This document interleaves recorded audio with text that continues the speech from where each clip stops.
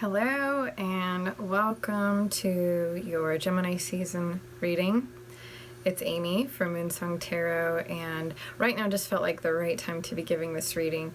To be honest with you, I've been chomping at the bit to do this reading since the day that Gemini season started, but it's kind of been a problem for me because one of the things that I've realized more than anything in this Gemini season is the kind of urgency and impatience that my mind creates for me and how it kind of works its way gets its tentacles into everything that I'm doing. And the general consensus behind it is, like I said, it's this sense of impatience, urgency. I need to do it right now. But anytime there's a sense of urgency around something, that usually means there's a fear that's driving what's going on. So as a whole, for me, this season so far has had so much to do with getting to know my mind a whole lot more and understanding what it means to be identified with my mind or possessed by it, in a sense that the thoughts that it creates for me are something that I dive into and let those thoughts themselves become reality, as opposed to realizing that my consciousness is not the same thing as my mind. So I've been putting a lot of things into practice over the last week or so to help me understand how to disidentify from the mind, and that's been very, very helpful for me. So it finally felt like the right time to give this collective reading. I am looking forward to it. I'm not feeling anxious or urgent or impatient. I'm just feeling like right now is the time. So you can't see my cards because of the way my setup is right now, but I'm going to start using my pendulum to pull.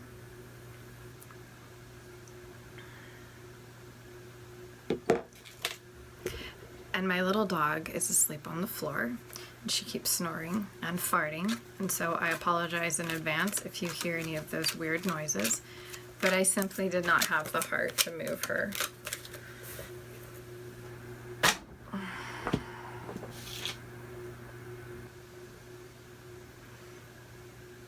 Now this is perfect. Okay. First card is the Hermit, and this is so great. It's so perfect, because the thing that we need more than anything right now is to be present with ourselves. The Hermit asks you to go inside and to meditate. It asks you to go inside and be still. It's not the same as the Moon card. The Moon card asks you to go inside and to delve all of the depths and to do all of the shadow work. This is a different energy. This says, can you please just become still and observe what's going on inside of you so that you can realize what's driving you. I'll move on.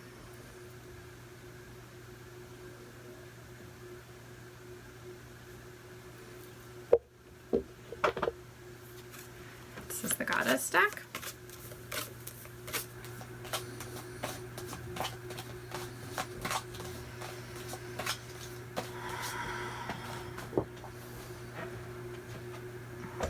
Keep falling on the floor. It's not very good.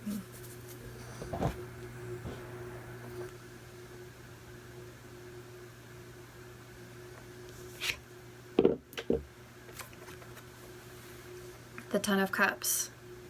This is about emotional fulfillment. It's about having come to the end of a certain emotional cycle. Now, one of the things I love about traditional tarot is that it's always telling you a story. And in the Suit of Cups, it's telling the story of the beginning of an emotional experience and the progression of love and connection. In the very beginning, we have the inception of an emotional thought, an emotional feeling, an emotional experience that comes to us. Then in the two, it becomes a dualistic thing where we start to understand the difference between what is and what isn't, what's you and what's me, what's mine and what's yours, right? This is one of the ways that we determine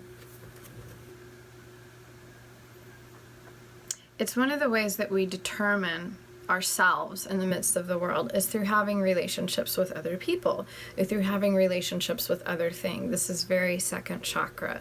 So there's something here regarding this Hermit, which is very singular. It's saying, be alone, be with yourself, go inside.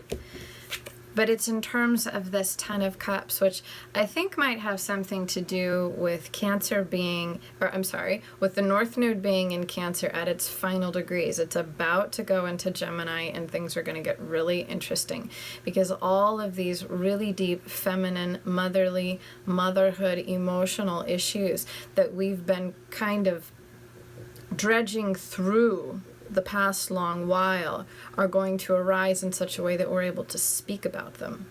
So I feel that this Ten of Cups is connected to that North Node in Cancer getting ready to move into Gemini.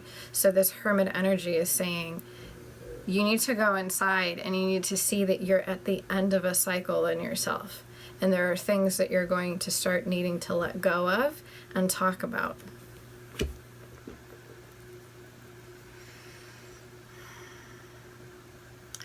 It's been such a heady past few days. In the beginning, it was so heady and so strong that I felt disconnected from my heart. And it was amazing to me to experience what it's like to be a tarot reader who's completely stuck in her head. And it helped me to understand that so much of the intuitive process, period, is about the heart. Now, we use the intellect, right? We use our brain to discern and understand a lot of things, but so much of that intuitive information that makes you feel safe and protected, that lets you know you're on the right path, comes from the heart space, not the head. So if nothing else, I appreciated the opportunity to be so stuck up my head that I was able to get that polarity of the heart. And that's one of the things that Gemini energy does, because it's the twins. It does have a lot to do with polarity, but it has to do with integrating polarities in a cohesive way. Very divine masculine and feminine energy.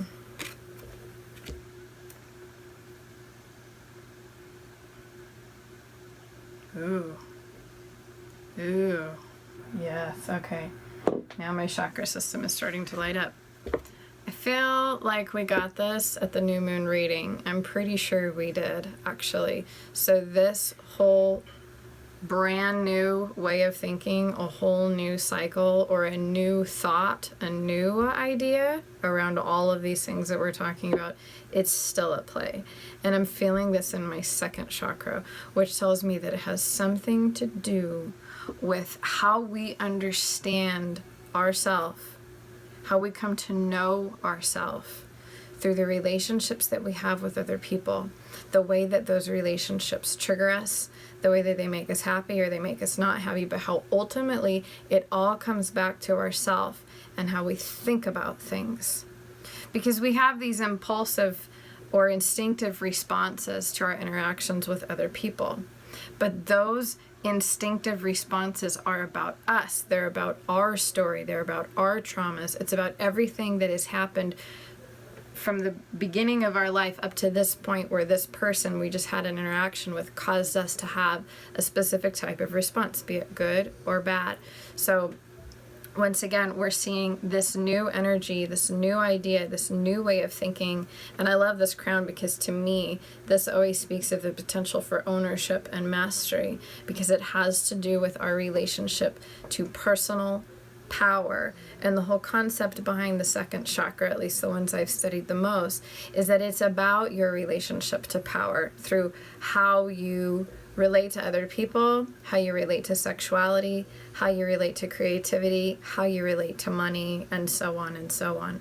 So here we're seeing this Ace of Swords energy coming in there in regards to personal power, because the more that we start to understand why we respond the way we do, why people trigger us the way that they do, where our stories and our traumas and our history and our programming comes into play, the more power that we start to have, because we can disidentify with the stories, we can disidentify with the thoughts and the triggers and the emotions that arise as a result of them, and start to have a little bit more authority in the way that we manage ourselves and our relationships and our money and our creativity and so on and so forth.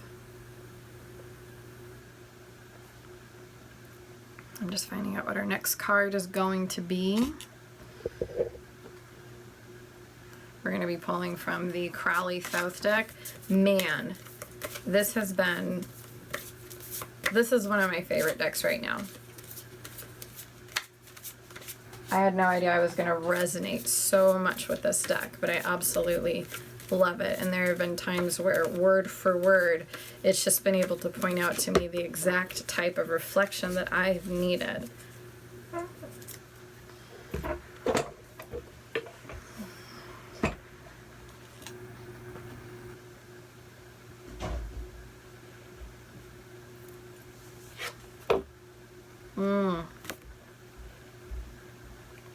The Eight of Cups. This is all getting very coherent here. So remember, we just pulled the Ace of Swords. Let's take a little step back here. Going inside, being with yourself, meditating, learning how to watch your thoughts, seeing what's arising for you about this cycle, this emotional cycle that's leading to emotional fulfillment that's coming to an end for you. That's requiring you to develop a new way that you think in terms of your relationships with other people, which is leading you very, very deep into things that you need to let go of, things that no longer serve you, things that are old, toxic, rotten, and need to be walked away from. The reality is that most of these things that need to be walked away from start inside. The poison and the toxicity comes from our own lack of understanding ourselves, from our own lack of knowing how to be our own authority figure, from having unhealthy relationships to boundaries with ourselves. It all starts inside. Whatever external factors, and this once again is an emotional card. So, and we really are looking at a lot of relationship energy here. We have to understand that the unhealthy relationships that we have developed have come as a result of the unhealthy relationship that we have with ourselves. And we have to be applying this in here because we want this. We want emotional fulfillment. We want to have a new awareness and understanding of what we need to let go of. A lot of times we feel like our story, our wounds, our past define us, that it's part of our identity, and we want to keep track of it. We want to keep track so that we don't go through those things again. You know, it's like keeping score. And I myself have struggled with that, feeling like, well, I have to remember. I have to always be measuring what's happening now in terms of what happened then, so I can know that I'm doing better. But the thing is, doing that actually keeps those stories alive. Sometimes it can even ensure that those patterns are repeating themselves, because it's not really about the remembering or the holding on that keeps us safe. It's the letting go and learning how to trust. It's taking authority over our own lives. It's learning to have healthy boundaries. It's learning to come from self-confidence and trust and dealing with the issues in us where we are struggling and having weakness. That's what makes it so that we don't repeat the patterns, not remembering the stories and playing them over and over and over again and building a structure that keeps us safe from what happened before. It's about becoming a stronger person by dealing with the relationship that we have with ourselves. It makes all the difference in the world. And this Gemini energy creates this space inside of us where we can see the polarized aspects of ourselves.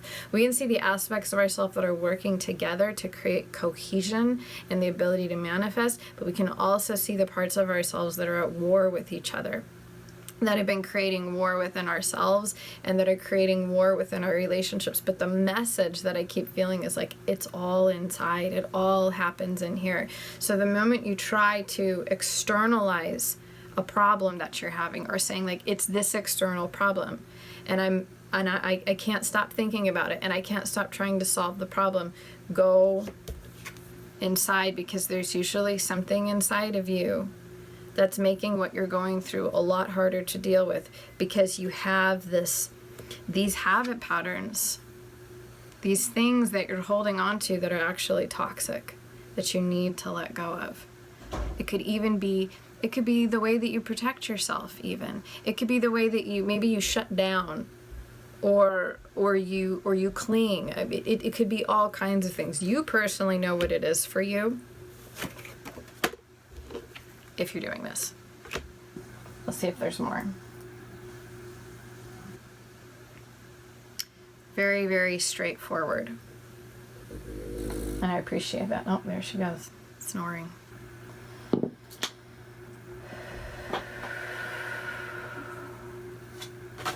It's not easy at first to start taking responsibility for your mind, because it's always felt like this thing that you don't have control over, because you don't. We don't, because we don't know that we can and that we're actually supposed to. It's this huge missing piece of the puzzle. We just think we're supposed to cope with our thoughts, right? Find ways to shut it off by drinking or smoking or satiating whatever it is our mind is telling us we have to have right now, or we have to do right now, or we need to worry about or think about. We are not meant to be slaves to our mind. We are not meant to do the bidding of our mind. It's supposed to do our bidding and work for us. And where the mind really comes in handy is just the practical application of daily life, which is so Gemini. It's applying your mind to simple things like your grocery list or just practical things.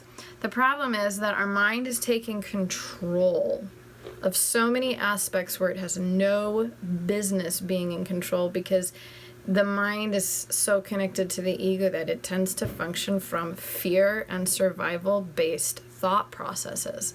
But when you're trying to go through the path of awakening, it becomes really, really difficult to stay centered and grounded when you constantly have this going on all of the time, telling you this is wrong, that's wrong, can we really trust that person? I don't really know. This reminds me of blah, blah, blah. And oh, remember when that happened? And so on, and ad infinitum, without ever stopping. If you're anything like me anyway, that's kind of how my mind works. Yes, crazy, totally crazy.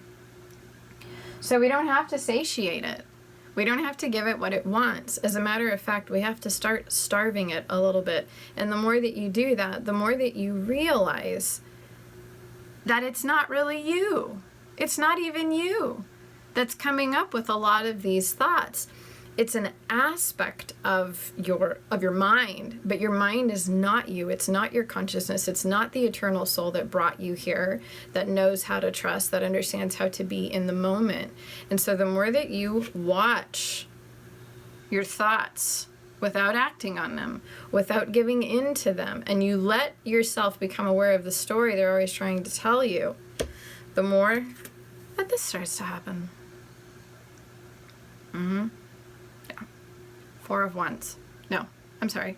Six of Wands, which is a harmonizing energy.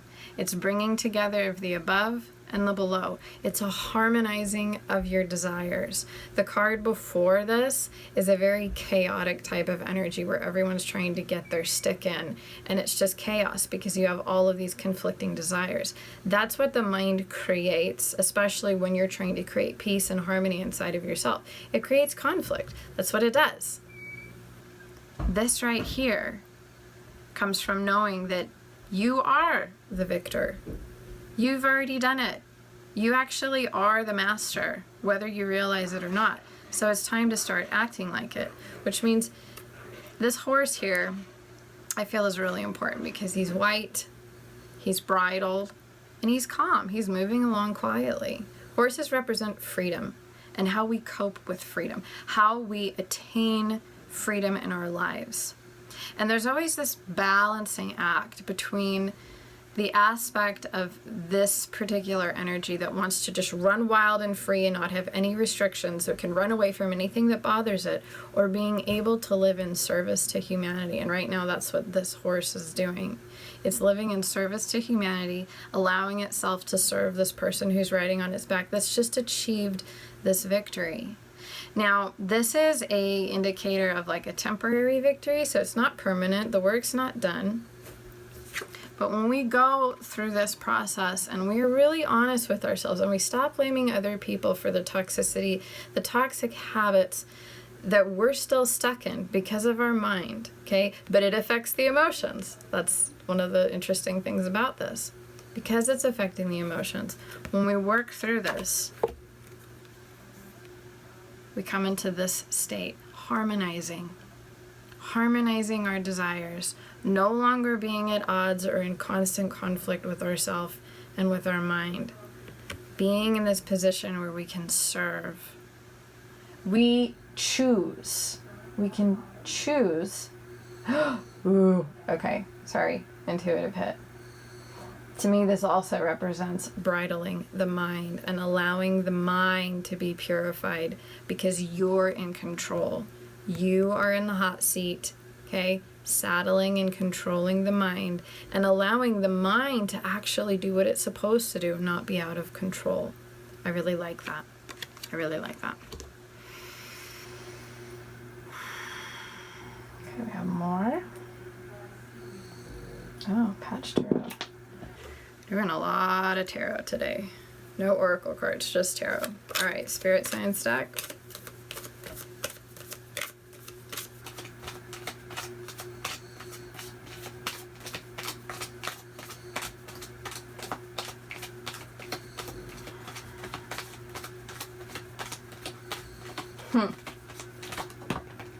Patience. Whenever it takes a while to shuffle a deck, I always think of that word.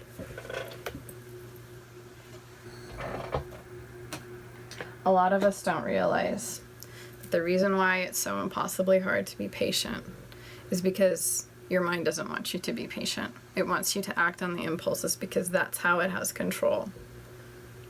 That is how the mind and the ego assert their control over you, is by convincing you that there isn't going to be enough time, that you're out of time, by getting you stuck in the past or getting you stuck in the future. And all of those things pull you out of the present. And a lot of times, a lack of patience is an inability to cope with the present moment, which is absolutely vital and essential to have any level of self-control or mastery in your life. Here he is again. Now, he showed up for us when we did the new moon reading, and he's come back. The Ace of Swords is returning, so is the King of Swords. And this is a very, very important energy right here. Because once again, we're looking at this energy that's able to take action, mental action. But once again, from this place of authority, he's riding on the horse. He is telling the horse where he wants it to go. He's not allowing the emotional aspect of what he's going through to dominate. He's not allowing the mental aspect of what he's going through to dominate. This is a masculine, powerful, forward-moving energy.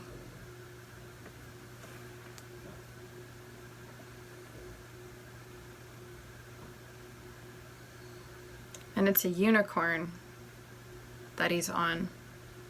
And that's significant. That's the second white horse. It's really interesting. But the concept of the unicorn, I happen to know because I had this experience with a unicorn recently in like a vision quest. This symbolizes harmony between the masculine and feminine aspects of the being. So the reason why the King of Swords is able to move forward with such power is because he has saddled, bridled, and is now directing the force of his divine masculine and feminine energy. And I like to think about how there's two wings here.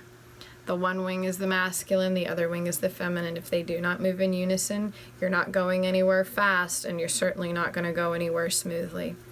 And once again, we have to remember that the tarot card that is associated with Gemini is the Lovers. So it's about union, but it's also about duality. And how do we deal with that duality? How do we let the different aspects of us that are expressing different aspects of who we are work together? Or is there resistance and chaos and a need to try to control and dominate each other? These are really important questions we want to be looking at for ourselves. Okay. That's it. So let's take a closer look at these cards, shall we? All right, so starting off, remember, first and foremost, we have the Hermit. The Hermit asks us to go inside. It is the meditation card. It is quiet and it is reflective. So this energy is about saying, go inside and watch. Become the watcher of your thoughts. Become the watcher of what your mind is doing. Do nothing, just watch.